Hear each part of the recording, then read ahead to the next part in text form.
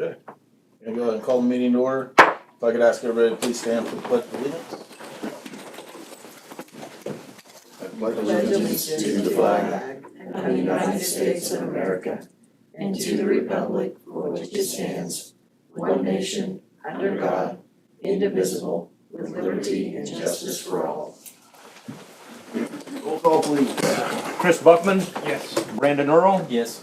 Andrea Kreifels, Here. Jason Newberry, Here. Deanna Garver, Here. Tom Henning, Here. Pat Zika. Next thing we have is the adoption of the agenda. Make a motion to adopt the agenda as presented. I'll second the motion. Got a motion and a second. All those in favor, say aye. All those opposed, same. Okay.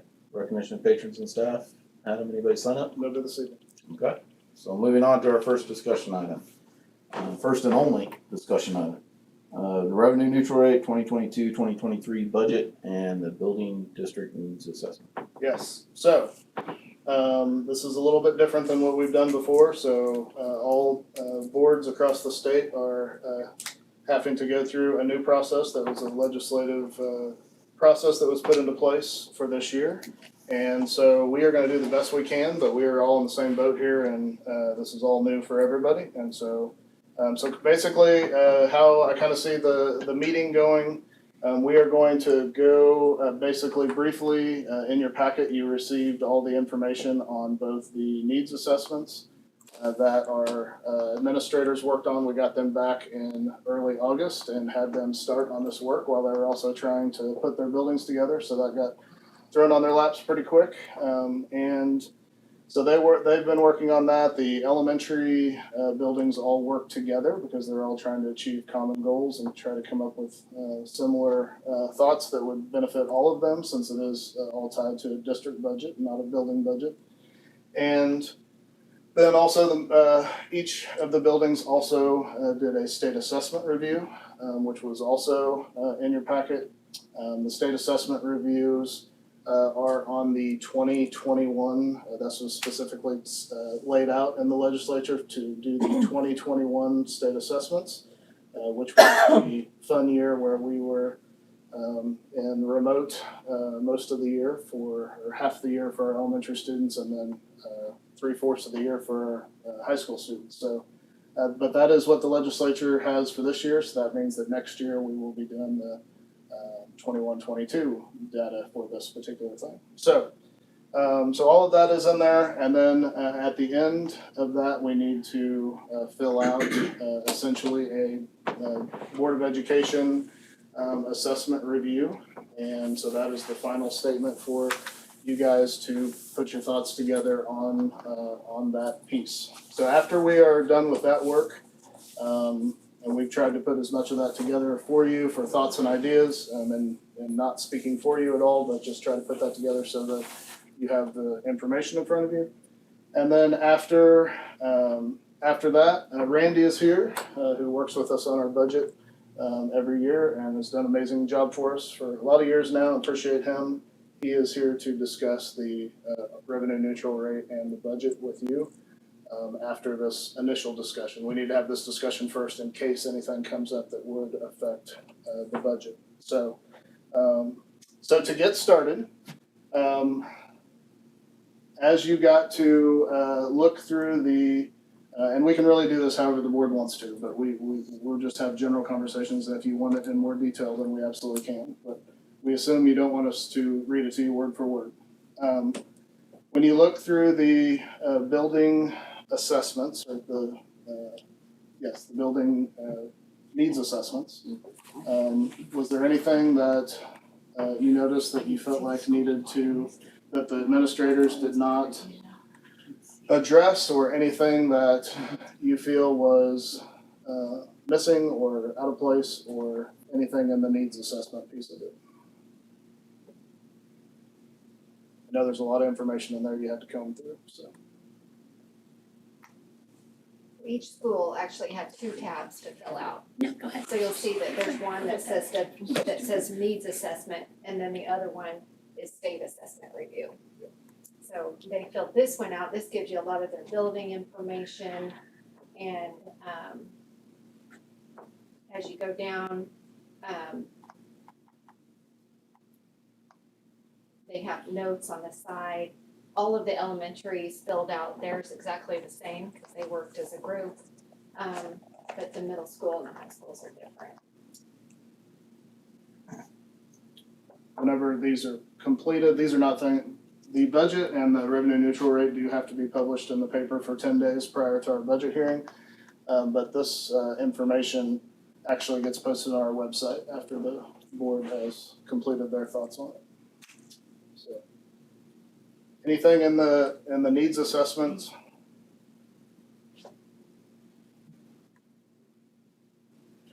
Wait, I want to look at this. No, you're fine. Go ahead. We have all the time you need. Well, I have to apologize, I didn't see the board part or one of these other ones, so I'm just trying to. Okay.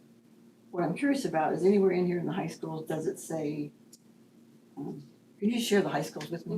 Sure. The needs assessment or the Yeah, state the needs assessment? assessment.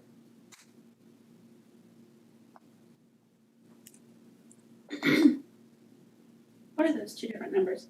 497, 462. Those are, those are attendance. And I was helping him because he's new and I put it in and then he put it in. And I'm not sure why they're different, but I think it was 462 last year. I think he put So we probably a need to switch that. newer one or something. We can double check that. But I don't think it was at 497. I don't think the school was at 497 last year. But we'll double check that. Where it says student needs in the high schools, why is that highlighted in pink at the bottom there? The template This right came here. over. Oh, It came okay. that way. Sales are high, Yeah, it's something. okay. Yeah, the template came that way. Oh, okay, so. Reviewing state assessment data, what steps are you taking for all students to maximize their scores? Are there set targets goal to move students out of level 1 and level 2? So the last one, it says no, and is that because we don't have any interventions for the high school students or any MTSS So currently? it means that we haven't set goals yet, but we did get an intervention for this year. What's that? So IXL. And IXL actually does reading, math, and science. So who will, And they will be doing that in their Crucon classes.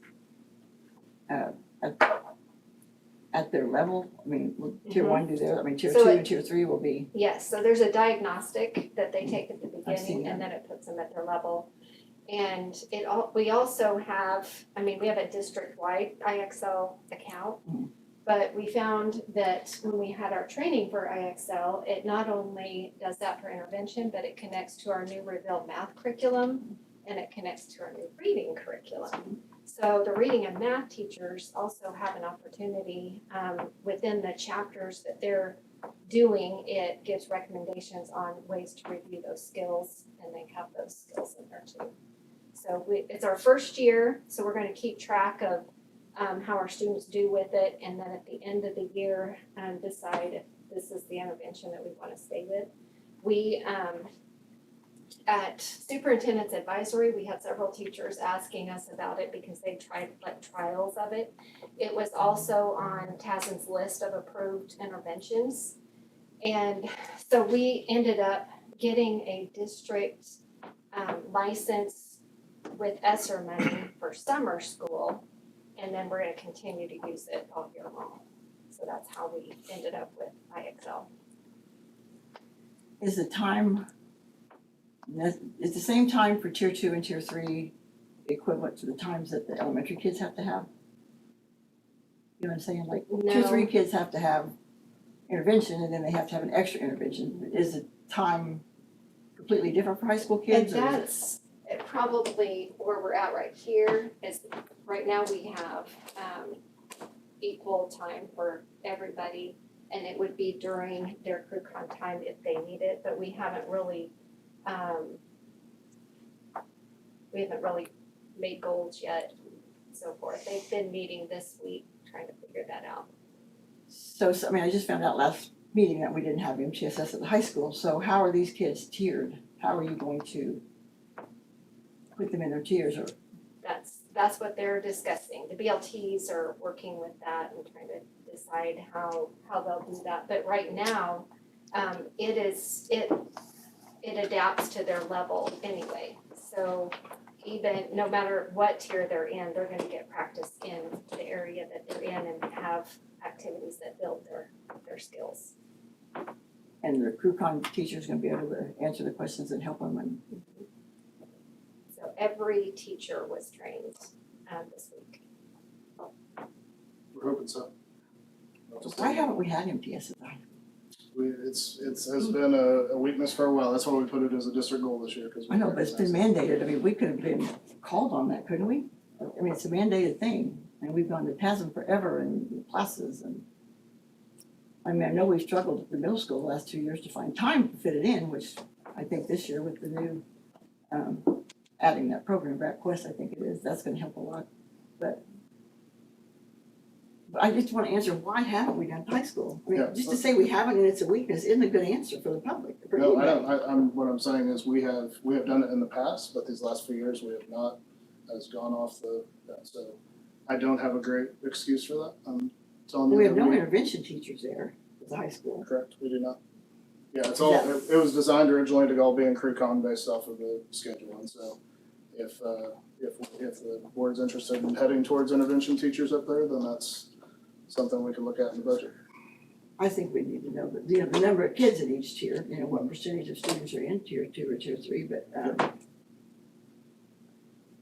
I just shocked me that we didn't have help for those kids and. And we definitely have those numbers from the FastBridge scores. We just haven't had the tool to. So IXL it will test them all and put them in their level. Mhm. And that's gonna be done like right away, I guess. Needs to, How long is CrewCon? What's the time period? it's during the class period. 40 minutes or close to 40 Yeah, minutes. something like that, 45. So, Okay. yeah, it is, it's a weakness for the district, and I'm not gonna make excuses on that, that is why we have it as a goal, it's recognized, when I was out there, it was similar, and as far as CrewCon, we had a little better job of staying after, school and doing more MTSS tiering, but I think that school has gotten away from that recently, and that's on this level as well, so we'd have to pressure that down more, so there's no great reasoning for it. I was just told today that the TASM person said that we haven't had any kind of MTSS at the high school at all, or interventions. Quite a while. If it's mandated, aren't we, doesn't somebody modify that or check on that, to see what we're doing? Well, it was included in all of our redesign stuff, and so when we went away from that, we just didn't get it going again.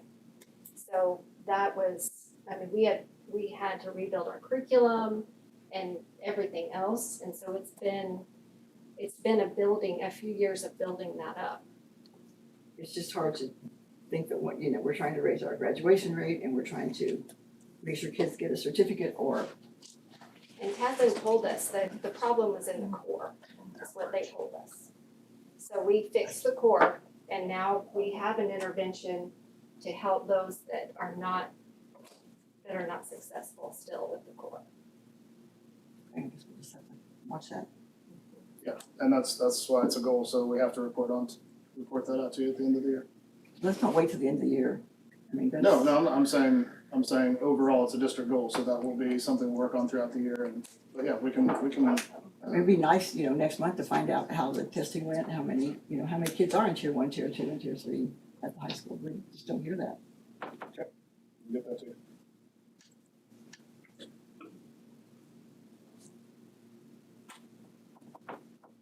So I'm looking at the percentage of students in the performance level for math. Why is it like this? I mean, our 7th graders, 89% of them are tier 1 and tier 2. Or I'm sorry, yeah, like the level 1 and level 2.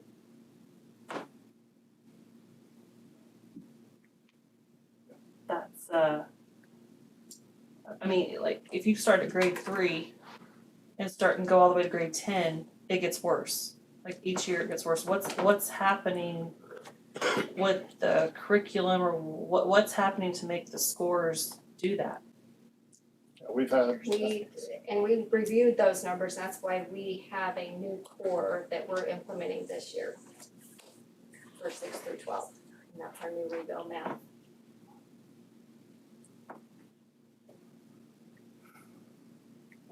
We've had a lot of turnover as well, so we're hoping that, We need to either know more about this or something, because, I mean, it's the first we've heard of a lot of this. I'm sorry. So that means like our 8th graders, only 10% of them are considered not at risk. Am I reading that correctly? are you looking on this assessment? I'm looking at the district report for mathematics, the performance level for each grade. So our 8th graders, that means 10% of them are not at high risk, or at risk. Am I reading that right? You're looking, and I'm not saying that our scores are great, but you are looking at the scores during the pandemic. not making that as an excuse. So we have students that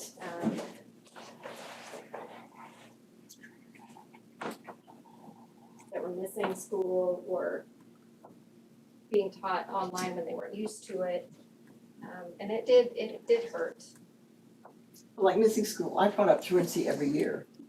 And I know the middle school did nothing about truancy when the previous administrator was there.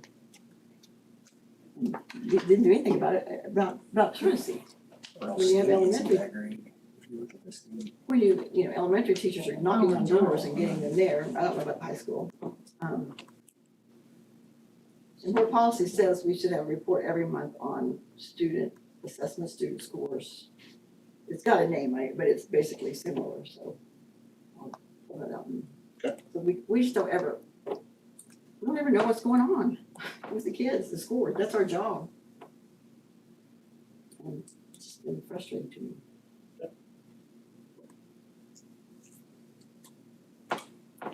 We will do a better job of that this year. So the math state assessment that Dan's looking at, I mean, it's in our packet. Yeah. You can pull it up and look at it, so, I mean, that information's available. And our But that, scores, then if we're just gonna be told, okay, look it up online as you please, then we need to take that out of the policy, but that's gonna be reported to us. that's fine.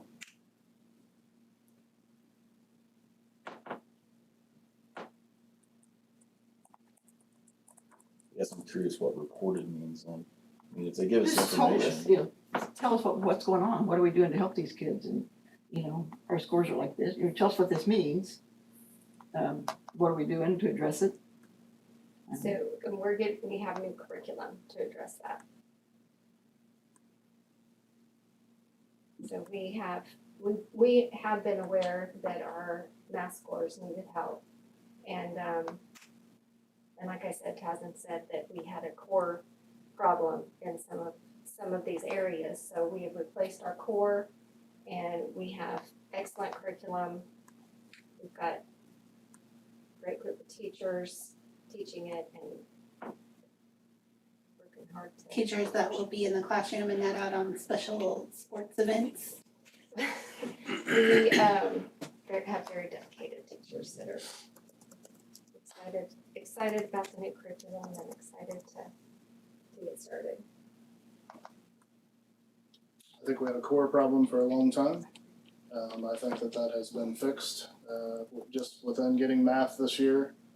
Slowly over time, from the time we replaced math at the elementary school and then went through all the processes of doing all of our different high school ones. I think that has been one of the biggest helps and changes in trying to make that happen, but that takes a few years to come together once you put it there. So, but I'm not going to sit up here and make excuses for any of this. You know, we can talk about the pandemic, we can talk about curriculum and all those things, and we're just going to tell you where it's at and where we feel like we need to go. And as far as getting more information monthly, I'd be happy to do that. I know last year when we talked about, I don't know when it was, but we have 2 intervention teachers reading teachers at the middle school, but only 1 math. And we were adding teachers to, teach the electives, trying to find more electives. Yeah. When we should be hire another math interventionist instead of people that could do an elective. And there's some other things at the middle school too that make more sense when you see that the class sizes are still larger than 22 at the middle school. We can't use that for an excuse, you guys, because they've been large for a long time. I mean, you know, Well, I just think we find excuses, I'm sorry. if we needed 2, we needed both then. Yeah, we used to have 2, when they tested math, we had 2 math and 1 reading. Then when they switched and taught and did tested reading, we had 2 reading and 1 math. Right. So what's wrong with 2 reading and 2 math? Because our math scores, we could use it. And last year, I know tier 2 and tier 3 kids barely got the time they needed. And the schedule was refused to be changed. And it's our job to see that it was changed.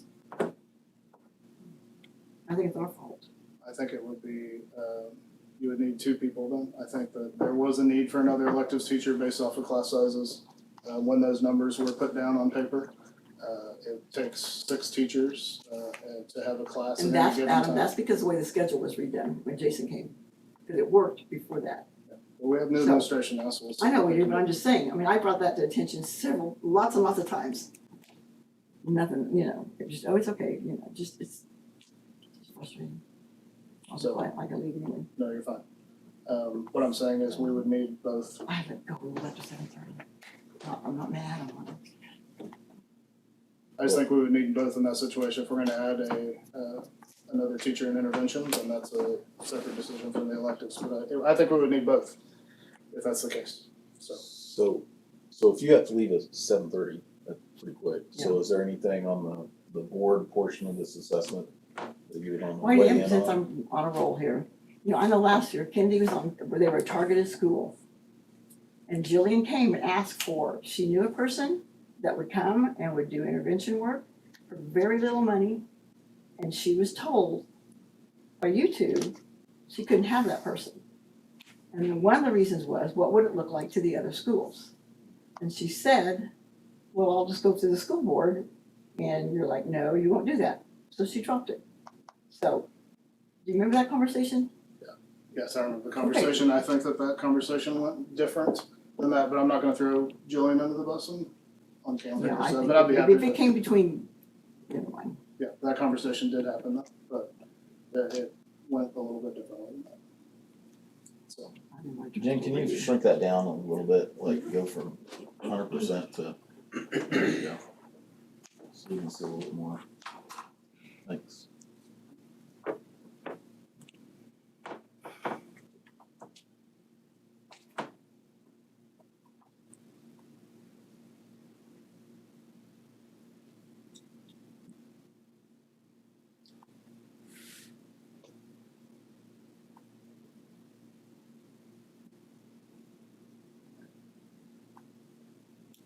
So as far as budgeting, on the board piece, IXL that Jen just talked about is a piece that we are getting a district license for to try to help with some of those MTSS pieces. And that is all the way across the district.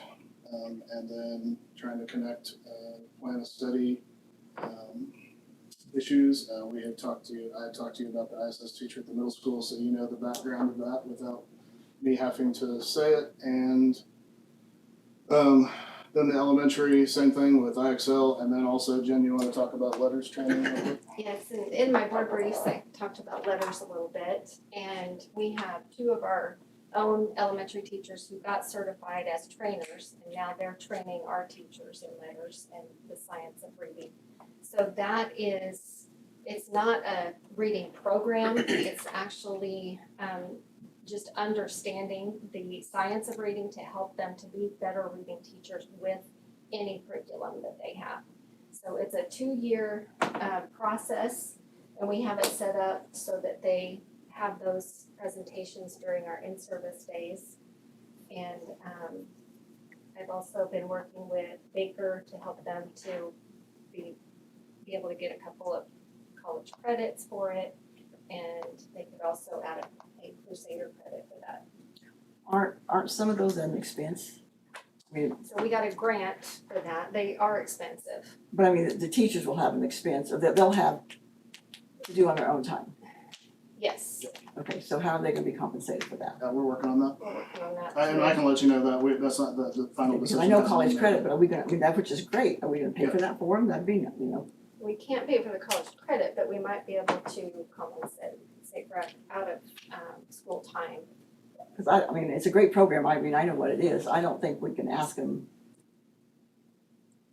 make them do it on their own time Right. Agreed, without. yeah, for sure. Yeah, we don't have a final decision on that, but that is being talked about. She said you got a grant. The grant is actually through the state, and that pays for their license and their books, which is about $350 per teacher.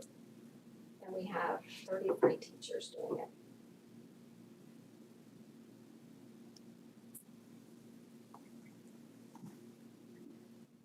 $32 teachers, sorry, 32. So those are kind of the big budget type additions as far as learning loss and things that are going on that are additional for this year compared to previous years.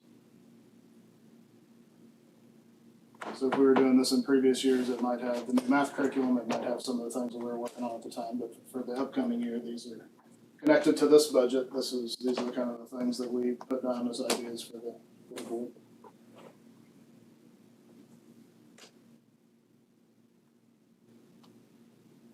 Any additional thoughts on that? Okay. Is the board comfortable moving on with this language, or is there anything you'd like us to change? Sorry about that. You're fine. Trying to get to my agenda here. Okay,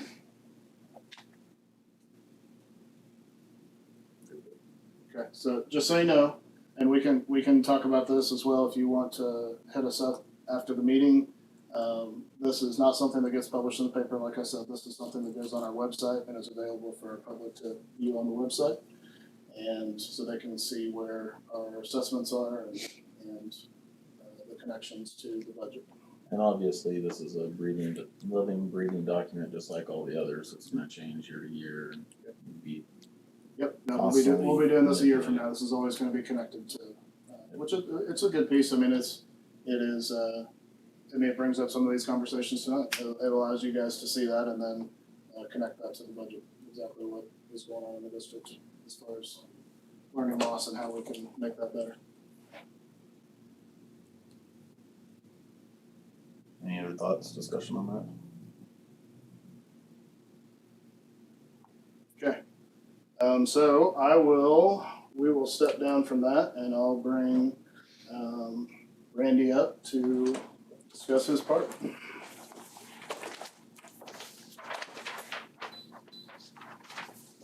Sorry. What do they have? They have the R&R sheet and then Both of them, okay, all right. Okay, well, I'll just kind of give you just a quick overview of the budget, just basically how it works and take any questions you might have. Some of you might be new on the board, so maybe this may be a little bit new to you. So the general fund is really driven entirely by enrollment. It actually uses the prior year enrollment, that's set. A couple of years ago, you'd use your current year enrollment, once it was determined by the state. So the actual head count enrollment is last year's, you can't change that. So the variables are at-risk counts, 4-year-old at risk, transportation, those weighted types fundings. So when we're preparing the budget, we're using prior year numbers with what you estimate would be any changes. Just so those of you are aware, an at-risk student is one that's on free meals, doesn't take anything else into account. That's a little bit difficult now because the last 2 years everybody has been on free meals, so the applications just haven't been consistent. So as a result, we're kind of looking at what prior year numbers were, and it is truly a guess. So that's kind of how we get to the general fund. Then the supplemental general fund is just driven off of that. Then each of those individual weighted funds are required transfers to go into those. expenditures are estimated throughout those. Capital outlay is entirely driven, primarily driven by your mill rate. As I think we've discussed in the past, we always budget the capital outlay fund as if it's going to be fully expended. That's not going to happen. The reason you do that is for any unknown type things where should something occur that you need to spend a significant amount of money, if you don't have the budget authority, you technically can't do it. So that's why it's done. Virtually, well, every district I work with, that's what they do. It's just that safety net. And if you look at the budget document, every fund is spent down to zero for that reason. And there's always some numbers that are slightly inflated with the idea that you can hopefully try to avoid having to republish. Generally, your general fund is inflated a little bit. That's on purpose. This past year, I had to help with a couple of republications. It's pretty unusual, not here. So that's really kind of what drives everything. Bond and interest is just driven by the actual payments. Those are set. Keeping in mind with your bond and interest fund, you get the vast majority of your money is received in either January or June. So as a result, you've got to end the year with enough money to make that first payment. Because your payments are, I believe, they vary. They're always 6 months apart, usually September and March. So you have to end the year with enough money to make that first payment. So that's why there's always a sizable balance in there, because you'll get you'll get virtually no money from July 1st to really August 31st, because you gotta make that payment 30 days before it's due. So that's kind of the premise, a high level overview. Your valuation really didn't change very much. Slight increases in your capital outlay fund and your other fund, which is bond and interest, and the rec commission and supplemental general. Your general fund decreased because for several years, personal residence, the first 20,000 was exempt from the general fund valuation. That changed this year to 40,000.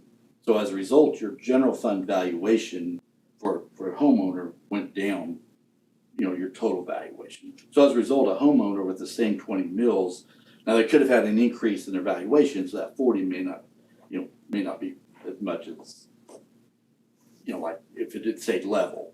But there's still probably most people will see a decrease in their general fund property taxes because of that 40. So short of a significant increase in valuation, like I said, overall your valuation didn't go up very much. So that's one thing to consider as you're doing this. The 20 mills is set. You don't have a choice. That's what the state says you have to do. So then the revenue neutral rate is a rate. What it is, it's the rate that you would charge this year's valuation to generate the same amount of tax that was assessed last year. That's the revenue neutral rate. One change this year. So when last year was the first year for that, and nobody thought this through, that your general fund is 20 mills. It does not matter. Well, there were some schools having to do the revenue neutral rate hearing because their revenue neutral rate for general fund was say 18 or 19. Well, you had to do 20. You didn't have a choice. Well, they exempted that now. So the general fund is exempt from that. So then it's just your other funds, supplemental general, capital outlay, bond and interest, and then the recreation fund. So that's what determines if you have to have a revenue neutral rate hearing. Usually, particularly the way it works, now that's got to be to the county by July 20th. And that's a pretty short time frame because you don't close your books on June 30th. There's just some things that have to be done. There's transfers, that type of thing. So you have a very short amount of time to make that calculation. So last year, I work with 13, 14 schools. So last year I had one school that didn't exceed the revenue neutral rate because they had a significant drop in valuation. So, they actually literally couldn't achieve it. So virtually everyone I work with, we go ahead and have it so that it exceeds it, just to give more time to make sure everything's correct. It actually gives you an extra month to finish your budget. So at the revenue neutral rate hearing, you can elect to not exceed it and then you just adjust your budget accordingly. What that does is it just gives you that flexibility. So that's kind of where you're at with your revenue neutral rate.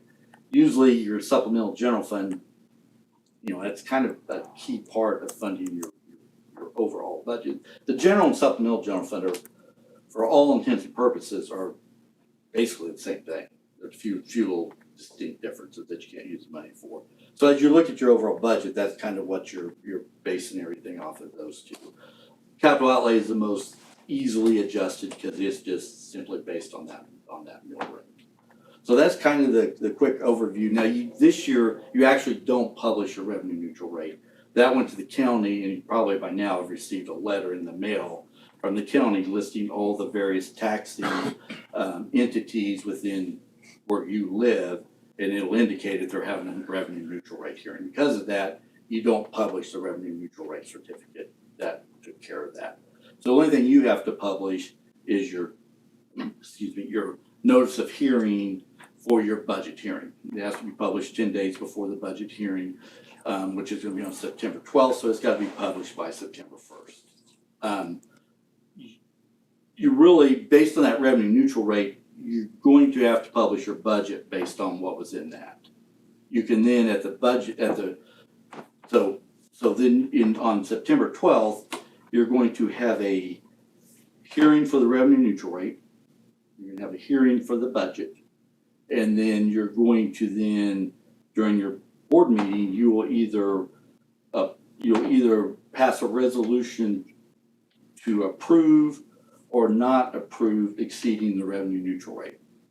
Based on that, then we'll determine what your final budget is. So if you, like I said, what's been sent to the county is what, for now, it's got to be published. So then if you end up saying, well, we want to drop, and I'm just making this up, we want to drop capital outlay from 8 to 7, then, and if that doesn't exceed the revenue neutral rate, you could potentially then pass not exceeding the revenue neutral rate, then you just have to adjust your budget accordingly. Makes sense? If I got you so confused, you're just ready to see me leave. And so that's really the process. And they've added some specific requirements. So when you have your, not at because the hearing, you don't do anything. It's just for people to come and ask questions about it. You don't approve anything. When you do the revenue neutral rate, you have to pass a resolution either to exceed or not exceed with a roll call vote, as in, member, Blackman, Earl, etc., will vote out loud individually. And those are all need to be done accordingly. There are people out there that will check that. So.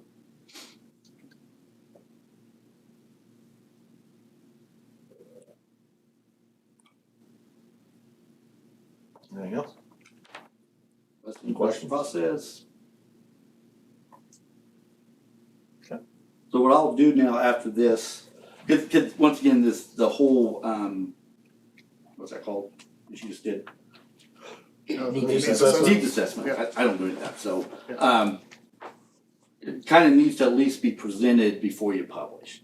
So I'll tomorrow then provide Adam and Darcy the final form they need to publish, and then they can get that in the paper. And you can publish more than 10 days, just not less. It's always a good idea to get in there early because I've had papers not publish it, which means you then have to push everything back because even though the paper didn't do it, you still have to meet for 10 days. I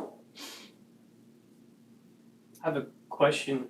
Huh? I've asked this before. I just want a refreshing on the answer. On the expenditures, so we're gonna do 1.4 million in food service? Is that what you got? Am I understanding that?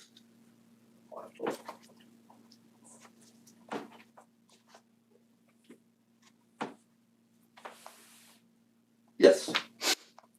So that's that's another thing. So as far as estimating revenue, in the past when we do the budget, we'd look at the meals served the prior year, all that. Well, the last 2 years, your meals served are all based on free meals, and consistently the meals served have gone up during the free meals So as a result, your revenue is probably inflated. So and once again, like I mentioned, we're matching expenditures to revenue. So that's significantly higher, but also look at your carryover at the on the first page of code 24. See the increase in your carryover, what's that, 200 and, what's that, 200 and, or, yeah, 230,000, so your cash increased. Yeah, Some of that's why, with the free meals, you're actually generating more money than you did when you had a number of students paying. The federal reimbursement rate's higher than what you charge. So as a result, you got extra cash in there. So we're showing that it's all being spent. You're limited to what you collect. So this is more than likely an inflated revenue number. And as a result, the expenditures are gonna follow suit. It's just like capital outlay, where, so is that the same on special education then, Mhm. when it's at 4 million? Yeah, in special ed, you're gonna carry over a balance in there.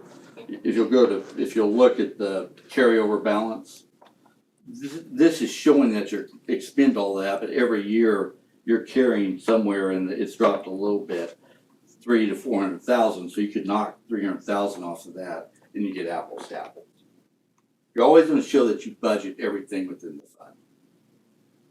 If you look on the first page at the carryover balance, the 316,000.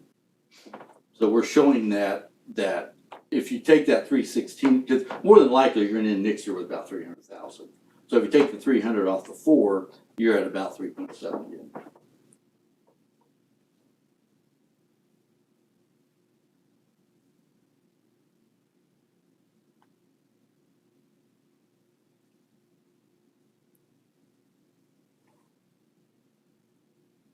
And again, the reason for doing that is because we're setting a cap basically on our expenditures. Yeah, your caps, your budget cap is whatever resources available you have, which is carryover balance plus current revenue. Your actual expenditures are more than likely going to be less than that. Right. And once again, your special ed fund includes federal money, so that's truly estimated. We're always going to bump that up a little bit because it's based on the number of. There's several different variables on that: number of students, number of teachers, paras. So it's all estimated. You won't know until during the year. Darcy, can you give me the expenditures from food service from last year then? You want the total? The total was. So if you look on the code 24, down at the bottom it says CO 24. Yeah, I think it's page 40 of the document. It was 751,000 is what you spent last year, And we're budgeting 1450 this Mhm. year? based on the revenue. That you've got an extra carryover, plus we have an unknown revenue.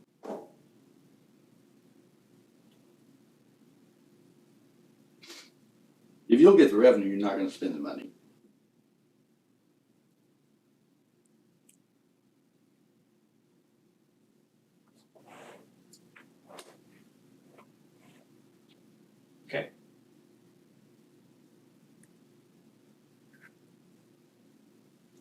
Any other questions?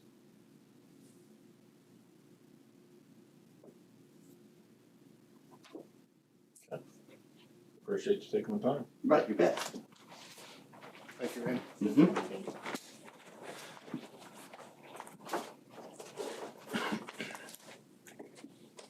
Anything else on that, Adam? Discussion wise? So, Board have anything else discussion wise on that? Okay, hearing none. Guess we'll move on to our single action item of request to publish the budget. yes, so requesting to publish the budget for 10 days prior to having our hearing on September 12th, which will be published to the community to come and speak about the budget if they choose to. And also have an R&R hearing that day, but just need action to request or to publish the budget. Make a motion. Publish the budget. Got a a motion? I'll second. Got a second? All those in favor say aye. Aye. All those opposed, same. No, Okay. And with that, we are adjourned. Thank you very much, appreciate it. Thanks for coming, everybody.